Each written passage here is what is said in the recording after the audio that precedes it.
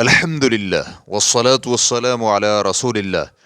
کیا چاند گرہن کے موقع پر چاند مکمل یا جزوی گرہن نہ ہو بلکہ روشنی ہلکی سے مدھم ہو جائے تو کیا ایسے گرہن میں نماز خسوف پڑھنا جائز ہے؟ سوال کیا گیا ہے، کیا چاند گرہن کے موقع پر چاند مکمل یا جزوی گرہن نہ ہو بلکہ روشنی ہلکی سے مدھم ہو جائے تو کیا ایسے گرہن میں نماز خسوف پڑھنا جائز ہے؟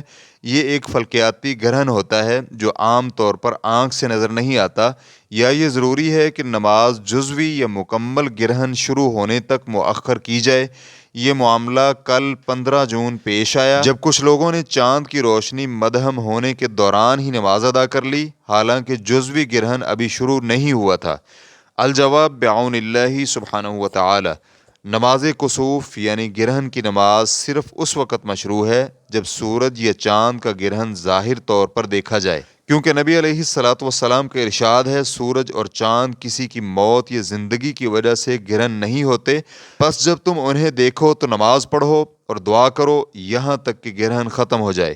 صحیح بخاری حدیث نمبر 982، صحیح مسلم حدیث نمبر 1521۔ شیخ ابن عثیمین رحمہ اللہ سے پوچھا گیا، اگر سورج پر بادل ہوں اور اخبارات میں پہلے ہی خبر آ چکی ہو کہ فلاں وقت گرہن لگے گا تو کیا گرہن نظر نہ آنے کے باوجود نماز پڑھی جائے گی؟ تو شیخ رحمہ اللہ کا جواب تھا، اخباری خبروں یا فلکیاتی حسابات پر اعتماد کرتے ہوئے نماز کسوف پڑھنا جائز نہیں۔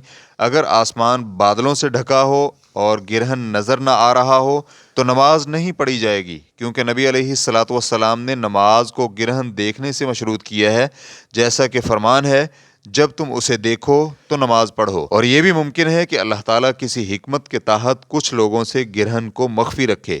ریفرنس کے لیے دیکھیے مجموع الفتاوی جلد نمبر 16 صفحہ نمبر 309۔ انہوں نے مزید کہا، فلکیاتی حسابات کی بنیاد پر گرہن کا اعلان کرنے سے ایک اور مسئلہ پیدا ہو گیا ہے۔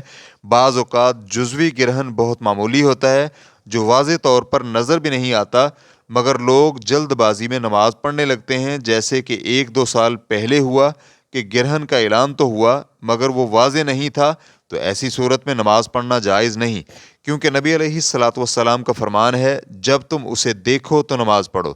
ماہرین فلکیات بعض اوقات کسوف سے مراد محض روشنی کی کمی لیتے ہیں، یعنی چاند یا سورج کی روشنی مدھم ہو جاتی ہے مگر جزوی یا کلی گرہن واضح نہیں ہوتا۔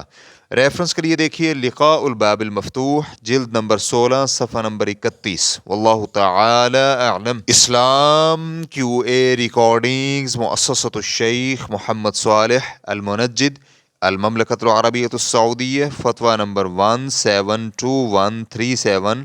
والسلام علیکم ورحمۃ اللہ وبرکاتہ۔